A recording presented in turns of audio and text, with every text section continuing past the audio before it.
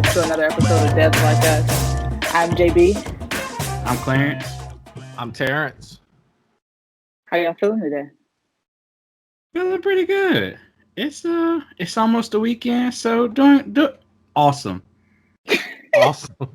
Awesome. How Simple about enough. you? I'm good. Can't complain. This has actually been a really good week for me. That one day off really helped out. But yeah. How about you, T-Man? Who, me?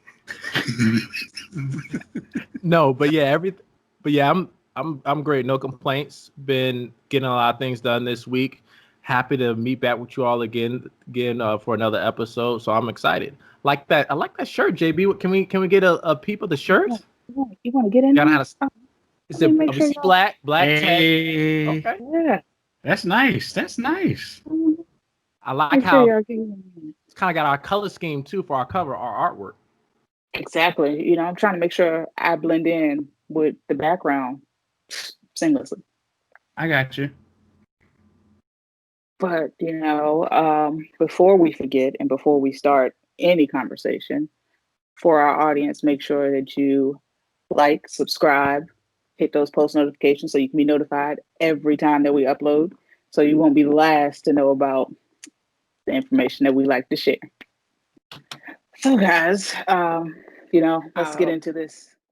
So I'm sure we all heard about Amazon going through the process of having a career day, and they're planning to hire around 33,000 new employees, which I think is a really interesting process. I understand that, with COVID and everything, their shipping demands and things have really increased over time, and that they're trying to, make sure they can sustain during this process. But that's really ambitious. I'm really interested to see how that goes, because this 33,000 is spanning, across not only the warehouse workers, but the people in the office, the people behind the cloud computing and all of that. So what do you guys think about it? My first thoughts was might be time to brush off the old resume, Clarence always job hopper, ready.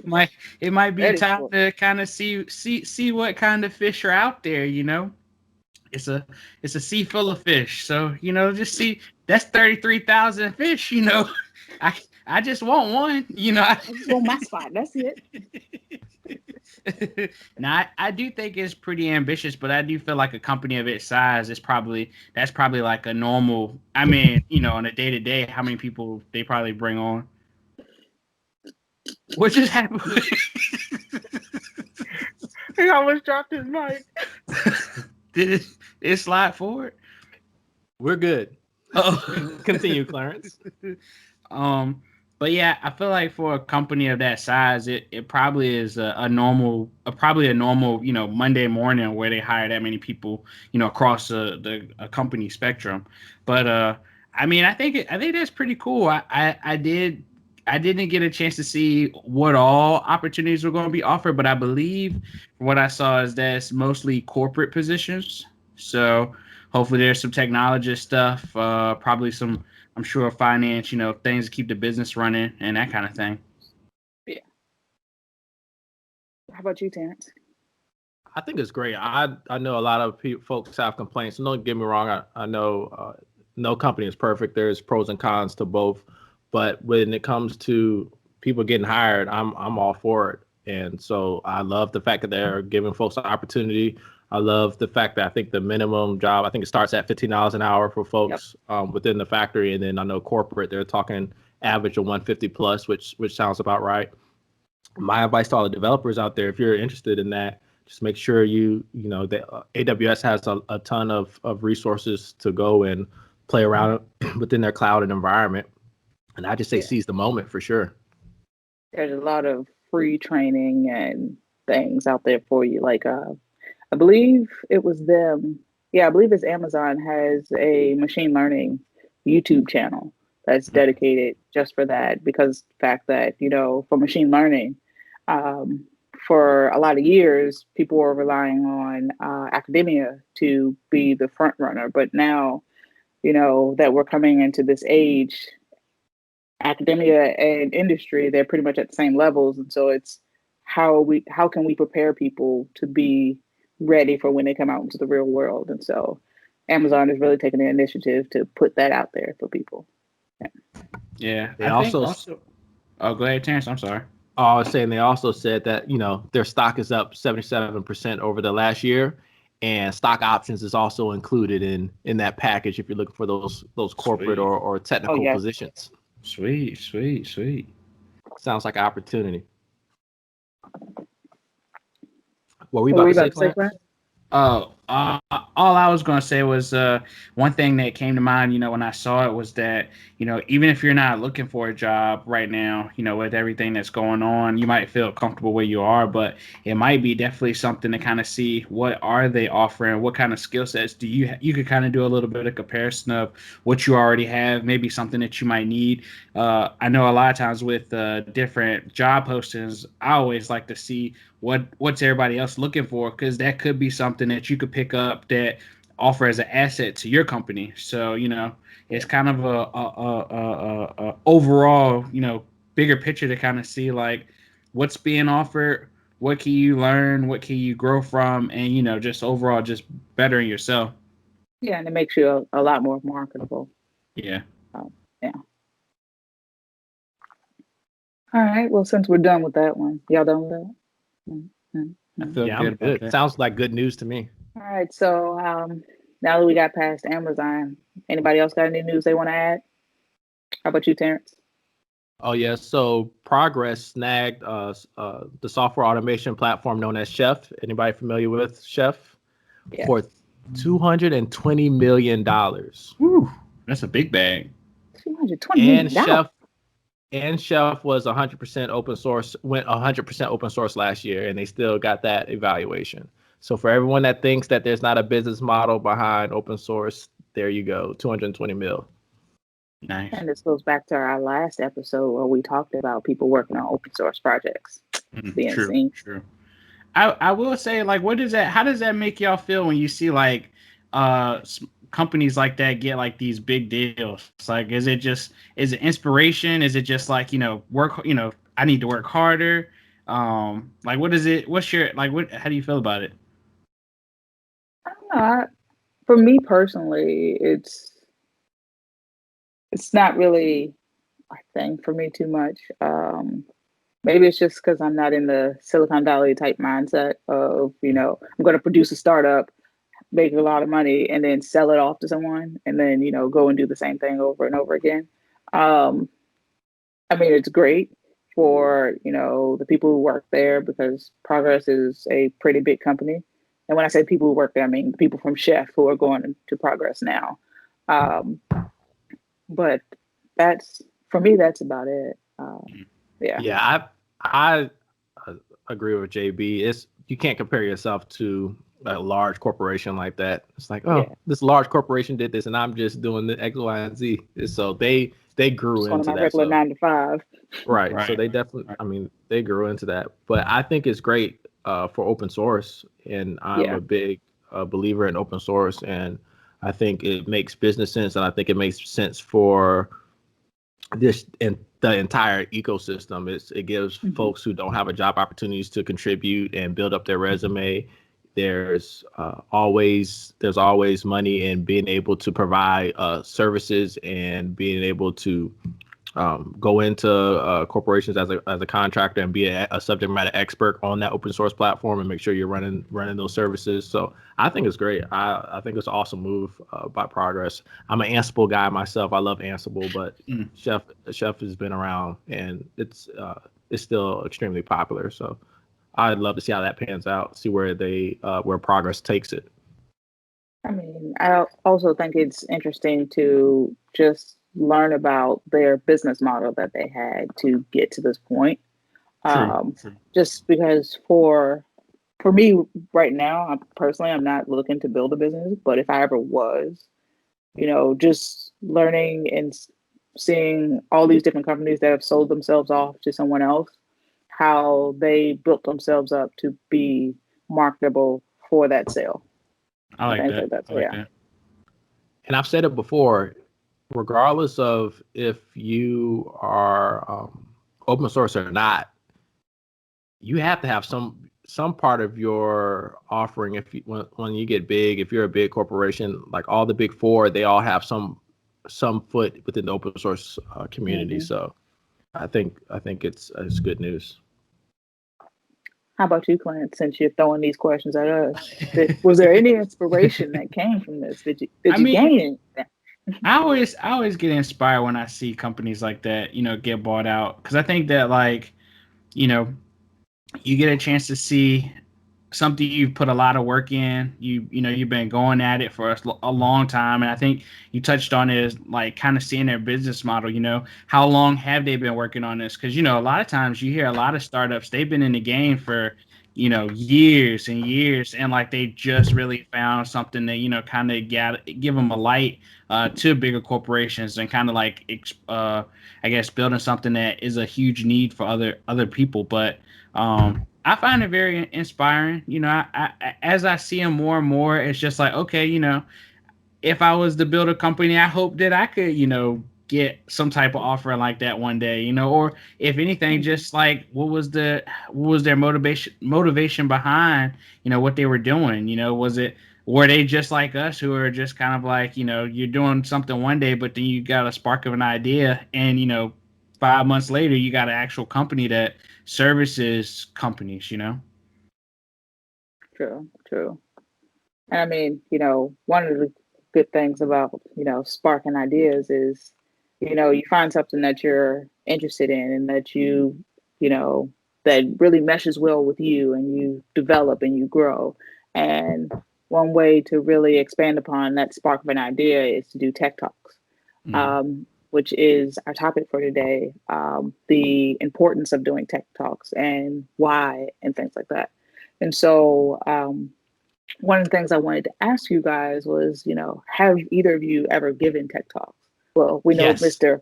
Mr. Conference over here, he's definitely given tech talks. So we'll let him start it off for us. Yeah. So, and for my personal experience, I believe tech talks overall are like a great positive experience. There's probably a lot of nerves that are spiked there. There's a lot of like fear of the unknown spark there, but it's one of those things where it's kind of like your first time riding a roller coaster. You don't really know how. You've seen the roller coaster go. You've seen the people screaming. Some people seem like they're having fun. Some people seem like they're not having fun. But you see them going back on, and like they keep going back again and again and again. So I would compare it to basically like a roller coaster ride for some people. Other people, it's just they just love to be in front of folks. They love talking. It's everything that they always thought it would be, and they do it. But for me, it's definitely a roller coaster ride. There's always something that throws you off, and you gotta kind of be able to roll with it and keep pushing. But I think it's always good to start small, talk, do little small tech exchanges within your organization or your office, with your classmates, with the meetups as we discussed before, and just I think if you want to be great within the community, you need to do tech talks. I guess you could write books and write articles and not get up and speak, but like even the authors get up, and because people are going to want to speak, people are going to want to hear you speak, and they're going to want to learn from you. And that's one of the best ways for people to receive information, is for you getting up and talking to them. So I think tech talks are great. I think regardless of how you feel, you should always take that step and do it. So that's, in my experience, has been overwhelmingly positive. Even if I feel like I've bombed, I've still somewhat been able to transfer knowledge to someone. So I say do it. I think everyone should put it on their to-do list and continue to do it at least once or twice a year. And if you're getting hired, the business folks are going to make you, like, even if if you're good, you're gonna end up talking to folks. Like, I don't know any organization where you don't have, at least even if it's a conference chat, where you're gonna have to explain something. If you're one of the best, they're gonna want you to talk about it. Yeah, you're not gonna just be able to hide. That's the true. better you are, the better you do, the less code you write. Sorry. Hey, there's It's more something to say explanation. about that. I didn't do that at all last week. I'm sorry. Yeah. The better That was a good one. That was definitely a good the one. better developer you are, the less you'll be actually hands to keyboard. That's when you go over the difference from being a developer to being software engineer to being like principal architect, like all that. Like there's levels. So don't get me wrong. There's been some great developers that's been managed to be able to be hands on keyboard, but in all reality, in most organizations, the better you are as a developer, the less code you're going to write. Right. And for most organizations, I mean, if you're working on an open source project where it's just like you writing the code, maybe you might be able to work it out. But for the most part, they're going to want you leading and teaching the other folks on the team, not necessarily teaching, but like guiding them. So Right. Yeah. But Clarence, how about your experience? So I don't have any like big stage experience, but I guess like as far as like, within the office, I think personal experience with it is that it does feel pretty good. I think it goes hand in hand with kind of like our news earlier where you saw kind of like somebody who put in some work, they presented it to somebody kind of drew interest and, bam, now they have their, they've sold their baby basically to someone else. But for me, it's kind of the same. There's like the satisfaction of seeing your hard work, somebody either appreciate it or give you like some good feedback to kind of work on or add to. But it's kind of like to me, it feels like it's a milestone to know that, all right, I've been, hands to keyboard day in, day out. And, now that somebody can actually see it, feel it, get a chance to actually say, this is what we've been waiting on, it feels really good. Okay. Yeah, for me personally, JB, how about your experience, JB? I've done quite a few. So I've had the opportunity to do like tech talks for college students to, gauge their interest in certain topic areas and, kind of a recruitment for my job. And then I've also had tech talks where we have visitors at my job and they're coming in. It's like, hey, tell them about your project, tell them what you're doing, type thing. And so when for me personally, at my job, at least, it gets kind of repetitive because a lot of people are coming in, especially if you have that new hotness. But don't you and love that though? I do love it, I love but repetitive. sometimes it comes like, you're in the middle of something. It's like, hey, we got such and such. Can you tell them about yourself? It's like, oh gosh, let me, get myself set up. But when it's, a plan that's already laid out and you're prepared for them, I'm cool. Yeah. Being prepared over like last second, hey, can you do this tomorrow? You have no slides, no nothing. Yeah. Totally different feeling. Totally different feeling. I don't know about y'all too. When you do a live demo, I'm sorry, I didn't mean to jump over y'all. I was gonna say live demo is just when you do a live demo, everything could go wrong. Everything can go wrong. You're going out of order, man. Oh, I'm sorry. Live demos. I did jump. My bad. See who pays attention. But yeah, live demos is like Hold on, JB, you gonna run with it, or you gonna go back? Run with it. Running with it. Live demos, they sometimes get people. It's a lot of people have the saying of, when something can fail, it will, and it's usually that live demo. Because you're sitting there and it's like, all right, let's go ahead and get this set up, and either the network's not working, your computer doesn't want to cooperate like it's supposed to, so now we got to restart, unplug, all that fun stuff for 10 seconds, and you have people just standing around and it's quiet in the room, and nerves start to kick in and all that stuff. And so like for me personally, I've gotten to the point now where I have like a screen recording of everything that's going to happen. And the funny thing is that most of the time that people see it, they're like, oh, is this live? And it's like, no, I just hit one button over here. That's it. So are you acting like you're doing it live at all? Like not even. When I'm there, I'm, the reason I like to have a recording is because then I can talk to it as it's going through, and I don't have to be sitting over there, trying to type it through And then it's like, yeah, this is what's happening here type of thing where, I can sit there and be like, okay, well, at this point, this is what's happening in the code and things like that. So people can really understand the process that's happening in the background. Because for certain projects, it looks super simple on the front end. And it's like, well, you could have done this in like 3 lines or something, right? And it's like, you have no idea what's in the backside of it.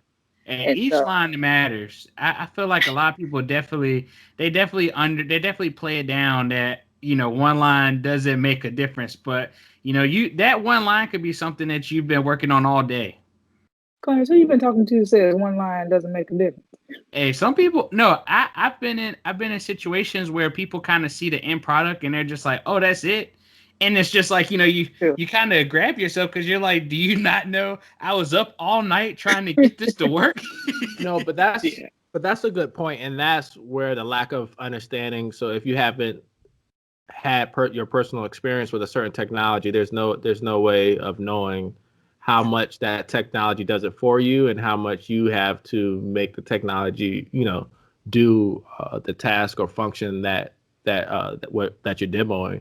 But I do think that brings up a good point. Like one of the things, your main goal, and sometimes I even have to remind myself of it is when you're doing these tech talks, when you're doing this presentation, and whether it's a technical presentation or a non-technical presentation, what's the story? What's the message that you're communicating to the audience?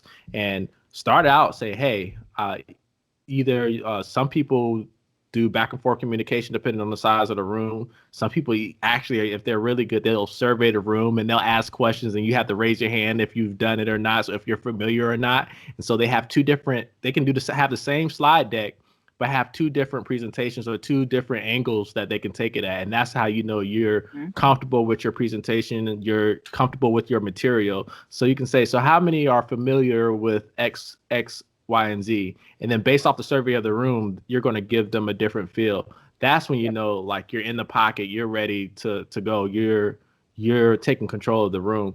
But the whole thing is, like you said, Clarence, you have to somehow communicate that to them, and that is a challenge. That's a skill that I think we all will be working on for a lifetime, making sure they know what parts of the technology that you're discussing is not easy and what part is. And sometimes you just come out and say it like, hey, this is not hard, or this is hard. So so that's one thing that is like a skill that's built over time, and you never really truly are finished like trying to master on that skill. But what is like the best way that you all prepare as far as for presentations, whether it's in the office or at a conference or at a small meetup? Like, how do you all prepare for that? I heard JB said she likes to actually record, which is one of my go-tos as well. I don't want to, regardless of how reliable the system is, you never know, something's going to go out. Yeah. So true. I save it on my Google Drive. Later. I save it on the local. I save it everywhere. So I'm with JB. I know a lot of people get props for live demos and all that. I'm cool. I just want to present well. Yeah. Yeah, for me, I'm one of those people that's like, I'll give you a live demo after, so you can see that it really truly works. But right now, I want to make sure I get this story, across so that, because when you have that lull of trying to do the live demo, that's when you have the possibility of losing your audience. Right. And you're trying to keep that attention and, keep them thinking about the possibilities that this project could be for them. And so, when you have that, recording that, you can just keep straight through. And then it's like, if you want to see the live demo after this, meet me at, such and such spot. I'll show it to you. Yeah. Exactly. And for me, under the perfect storm, like perfect amount of time, which is never like that. You always get called into stuff and it's like shorter than what you would like to prepare. But I love to go, if you have an opportunity to go where you're presenting at, fill out the space. How does it sound in there? How does it feel in there? Is it cold? Is it hot? What type of, the clickers. If you're going, a lot of times you're, a lot of times you're on a system that you've never been before, like you've never used the system before. And it's it throws you off if it's your first time going up there with hundreds of people in the auditorium or thousands of people, however, and like you don't even know where to like click stuff at. So like Yeah. that's a big thing. So if you have the opportunity to go in the space beforehand, I would definitely recommend. And a lot of conferences they'll give you time to like go to the place beforehand. They wouldn't. It's not mandatory, but they say, hey, here's the option where it'll be open through these times. And if not, always ask if you're around. Say, hey, can I check out where I'm talking, or if you know someone who's taught in that space before. And we're talking like auditoriums, so like what type of how's the feel there? Always ask that. So that's one of my big preps is trying to find out as much as I can about the space as possible beforehand, and even visiting there as well. How about you, Clarence?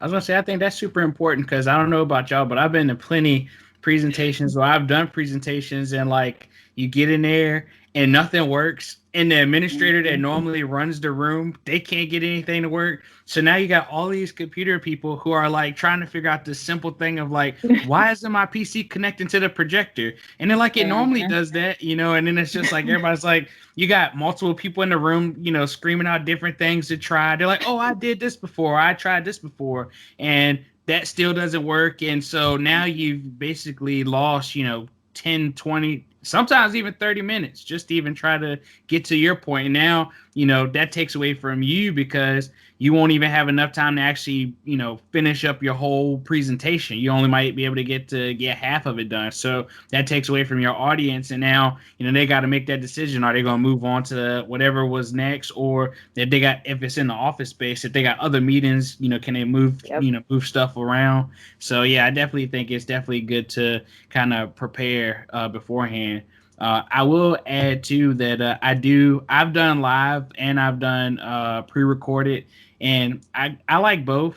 It just depends on the audience that I'm giving the presentation to. If it's a little bit smaller scale, a little bit more, I guess, intimate, you know, I'll do like a live demo. But I will say, like, I probably prefer pre-recorded a little bit more because I've at least walked through what I'm presenting. Because I don't know about y'all, but sometimes, you know, when you're doing live demos, you start to feel, you know, you get into this feeling, and then before you know it, you don't even realize you're over promising stuff that like, oh, we could change this, or oh, we could do that, or you know, people are throwing out more ideas, and you're just like, because you're trying to, you know, razzle dazzle, you're like, yeah, we could do that, we could definitely add that, and then like you get back, you finish up, and you're like, we can't do that, we totally are not going to be find how to do that.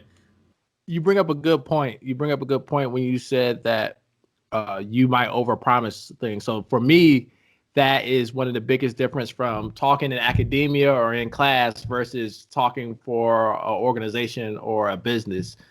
You want to know what to say and what not to say. And when you get nervous and sometimes you just rattle off things, if you do say it, it's correct after. It might feel weird or odd. Just go ahead and say, you know what, I misspoke, and correct it. So sometimes some people they're so afraid to correct themselves. We're all human, correct? Like it's okay to correct yourself. Don't walk out of that room with the overpromise from a customer or someone from a talk, and that's just not good. So I would say that's one of the like biggest difference I've experienced from academia to like the professional world. JB, do you have any like big differences that you've learned? Because we've all had to do the project presentations in school. So how is that from like working in the professional world? I feel like when you're doing project presentations, it's a lot simpler, just because of the fact that when I say project presentations, I'm talking about in academia. It's a lot simpler just because of the fact that you know, usually in academia, it's a close knit group.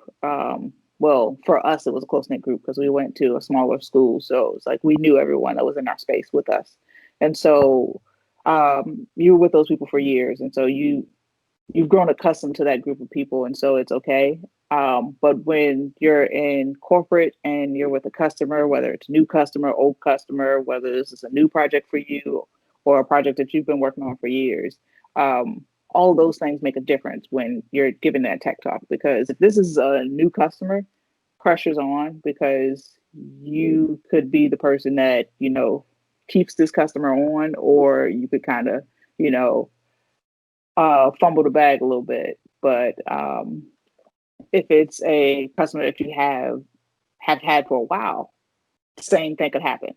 And so, you know, making sure that you know your audience really, really helps out in that space.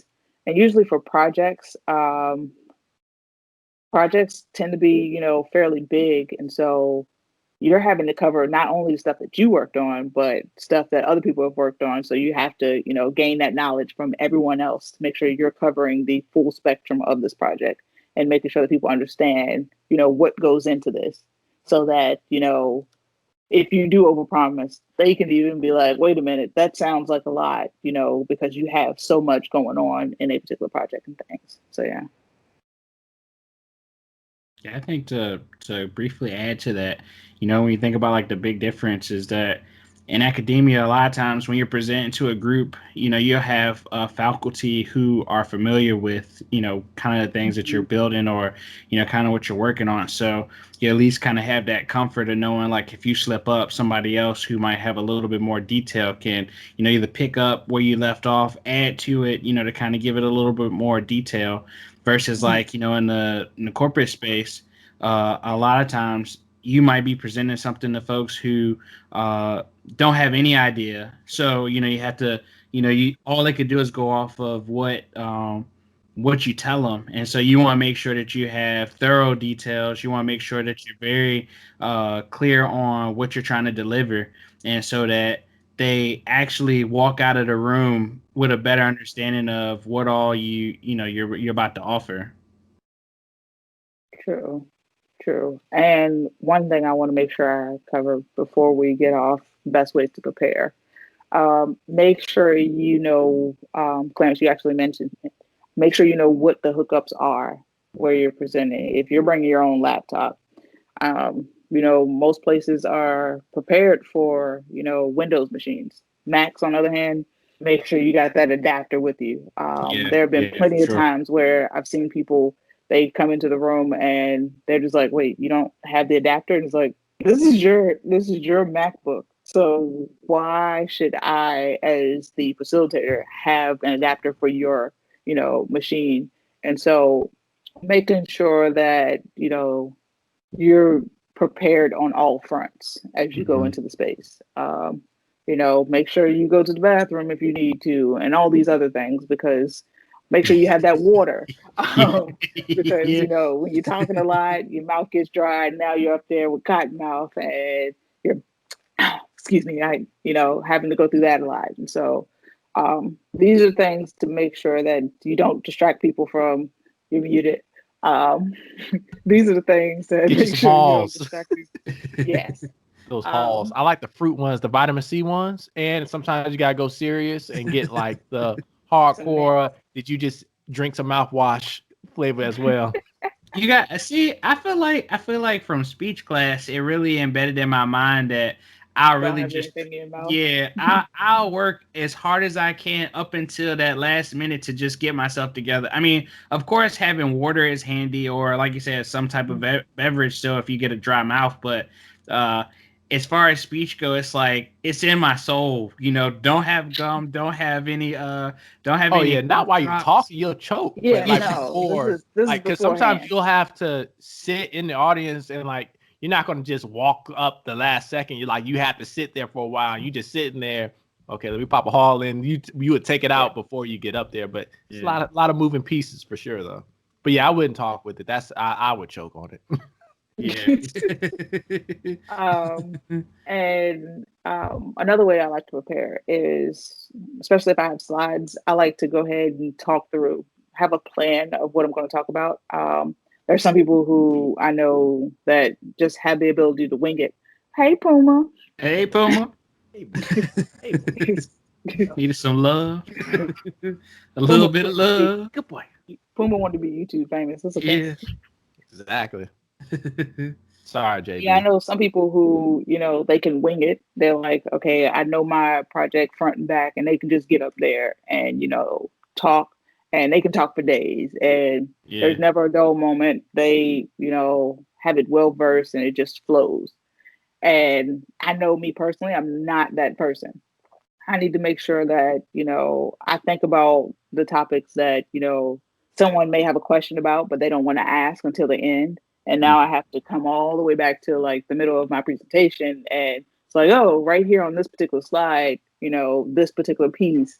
And I want to think about those things beforehand so that I can cover that, answer those easy questions early type of thing. Right. So Yeah, I think too. I've seen like from multiple tech talks, kind of like, and what I try to do when I do give like a presentation is definitely adding a little bit of personality to it. I feel like sometimes you go to some and it's like you're listening to a recording or a robot. Yeah. Bueller, Bueller. So, I mean, you got to be able to read your room, but even if you throw in like a little bit of humor or just something that, ties it to, your audience, that makes a big difference, and that kind of draws in your audience to actually be, more intrigued of what you're talking about and not just saying, "Ooh, I can't wait till this is over." Lunch after this, right? Yeah, Yeah, okay. exactly. But we've all had some pretty good advice, but do you all think it's worth it? Like, why, like, is it worth doing the tech talks? Do you like, what are the benefits from it, or why should we do it? um, I would say one really good benefit is number one, it ensures that you know your project inside and out. But it also helps to ensure not with knowing your project inside and out that you're able to convey that in a smooth fashion to people, regardless of the audience that you have. Because if you're in the tech room, you can kind of get down in the weeds, but not too much because of the fact that you have a time slot that you're trying to cover. But if you have a not so technical group, you know that you got to get into that high level space, and so if I know my project inside and out, then I can think about the ways to convey this message to people, regardless of what audience that I'm with. Yeah, I definitely think it's super beneficial. I think one thing I've learned over the years of my career is that like you never know who you're going to be chatting with. And I think Mhm. like doing tech talks definitely helps you get a little bit more open minded of what you do and kind of the projects that you work on. But you just never know if you're going to be in the elevator with your CFO, I mean CIO, or that kind of thing, and they ask you, what do you do? And I mean, you tense up. I mean, if you're already yeah, if you're already familiar with presenting to 2 or 3 people in your group, or however many people that might be in your department, that's a good little soft skill to kind of build up on and just kind of have in your back pocket so that you become more confident in everything that you do, and just to be able to just actually talk about it and not feel like, oh, I'm gonna bore you, or you're not gonna get it. But it's just a good practice. Yeah. Yeah. For me, I think I'm always looking for ways to, or I think anyone that's looking to progress forward they're always looking for ways to stand out, or Mhm. to have that extra skill set.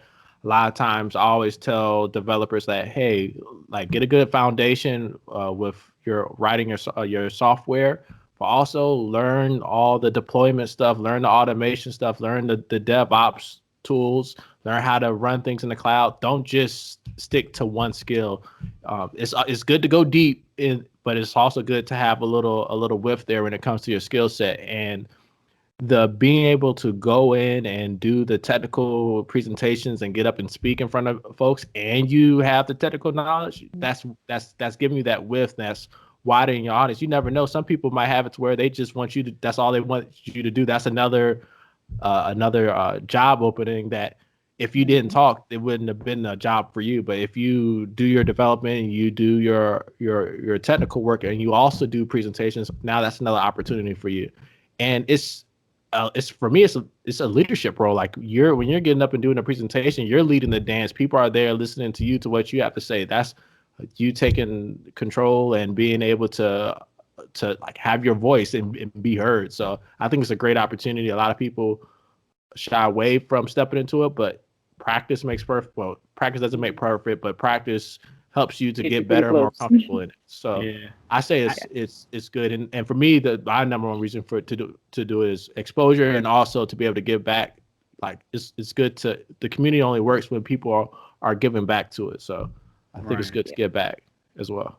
I thought you brought up a funny point, about that could be kind of like your new job. And I know sometimes, like when we have vendors that come through and, like they're giving presentations, I'll joke with my coworkers and like, I want that. I want to do that. You come in there with your nice little button up, you maybe a nice little, laptop bag and all of the company swag. They pay for you to go Right. there. You get to go have lunch with people that that you interested people that you get a chance to meet and kind of just do a little bit more networking. But like that it could be an actual good opportunity if that's what you're really good at.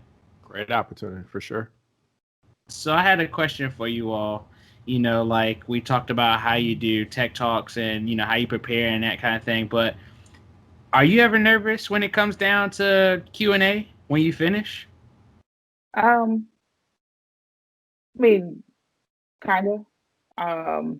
Just because there's always a chance for to have someone in the audience that's trying to throw you that curveball, and so that those types of things make me nervous. But when I made sure that I did all the preparation that I needed to do, beforehand, I'm usually pretty comfortable with the questions.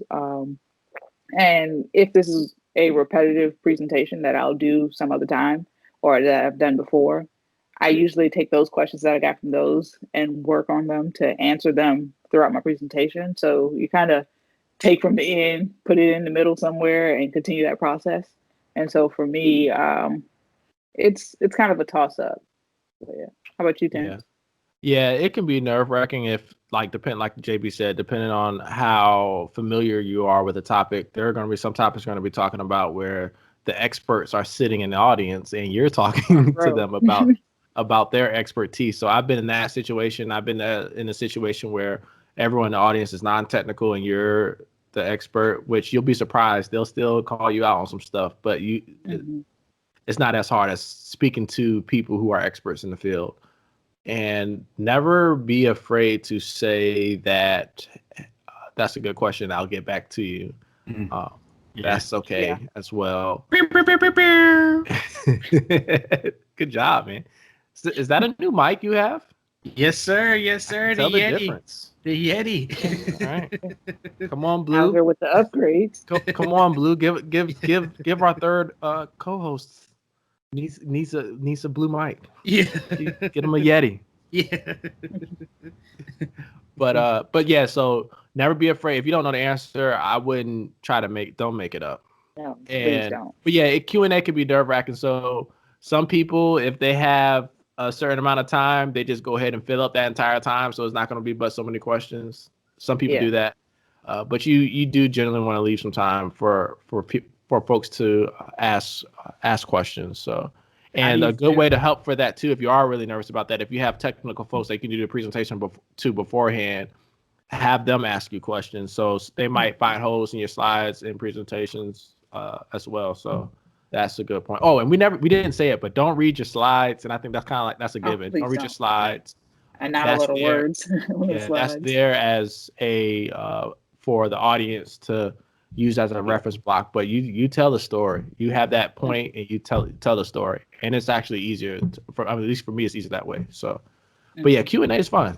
It's fun. I had a second part to that question because I think you made a good point towards the end of your statement was that sometimes some tech talks that you go to they might try to fill up the space all the way up to so it's limited questions. But have you experienced where there were no questions at all? And were you excited that there were no questions, or were you like, did you end up? Because I know I've done it before, where it's like no questions, so I'm just like, really, like nobody had anything to ask, just because I feel like did I bore you? What's going on here? If it's a lot, go Yeah, ahead, JB. I was go gonna ahead. say if it's like an auditorium, you're gonna have questions because it's just the numbers game. There's gonna be people who want the spotlight as well and want to be able to either show that they either know They know the that topic. you're full of it and you have holes in whatever you're discussing, or they just want to really better understand so they can take that information back and use it appropriately. So you have both ends of the spectrum. But for me, it's been mostly positive. For the most part, you might have one or two people that just aren't that nice, but for the most part, even if people know like you might have been off here or there, everyone knows like, hey, it's not easy being up there all the time. So I mean, for me, it's one of those things where I I really don't know how to feel about it. just because sometimes I'm like, okay, maybe I, covered the topic so well that people are just like, well, I had that question that, at some point during the presentation, but she answered it type of thing, and kind of move on from it.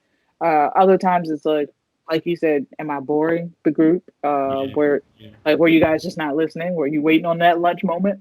Right. Or was it too much information that it's like, I don't even know what to ask? The eyes gloss over. And it's just like, it went over my head. I don't know. And so, I mean, that brings on a bunch of questions. And with that, you can also talk to the people that who are in the audience and, ask them about it. Like, how did you feel about the presentation? Did you not have questions because of such and such? Because, gaining that feedback helps you prepare for your next. And so having feedback is always a great thing because you can gauge where you are within the space. And so, yeah. Makes sense. If no one's asking questions in my technical presentations, I don't have friends in the audience. I'm always playing friends in the audience that's going to ask me some questions. Yes, you over there. No, but that's another trick too. Some people, have folks in the audience to ask questions too. Mm-hmm. But normally it's a good sign if people are asking questions. So I would prefer for folks to ask questions than to not. Or at least clarification, something. I respect that. All right, Clarence. All right, Clarence. Your time to shine. That's my go. So, to bring this one home, we covered a lot today, but I will say, like, the main thing, the main ending is that. Yes. Yeah. Sorry. I feel like I got a little choked up there too. I was so ready and now it just didn't want to flow. But anyway, so prepare. If you're given a tech talk, there's no such thing as under preparing, cover all of your bells and whistles, if not even more. There's definitely a thing of under preparing. You mean over preparing. Yeah. Don't be that guy that just rolls out of bed and it's like, I'm talk to the people today. Yeah. But continue. Yeah. Just, take the time. It's definitely time that's not wasted. And when you finish, you'll feel a whole lot better. Your presentation will really go well. And, people will actually, not just because people will judge you if you're not prepared. They might not tell you, you might not see it, but just know you're the talk at the lunch that they've been waiting on. but definitely, make sure that you're prepared. And if you aren't given tech talks, definitely, go to some tech talks. It's a good chance to learn about a lot of different things that's going on. Just, branch out, get a chance to meet different people, see different things that are going on. And again, one of the things that we mentioned earlier in the podcast is that when it came to the news, that you never know if that tech talk is going to be that next thing you read an article about how, they did something that was awesome. And now everybody, it wants a piece of that pie. So, but yeah, so just to end out here, don't forget to like, subscribe, leave us a comment. If you've given any tech talks and you have some good points that we didn't cover, please share. We can definitely all grow from that. But if you also have any questions on how to get started, and that kind of thing, also reach out to us. We would definitely appreciate that. But other than that, guys, I think that's a good episode. Yeah, definitely. I'll just add one more thing. If you want to reach out to us, you can reach out to us at devslikeus@gmail.com, or you can go to our website, devslike.us, and, just browse the material. I like it. All right, well, guys. I'm Clarence. That's it. JB. And I'm Terrence.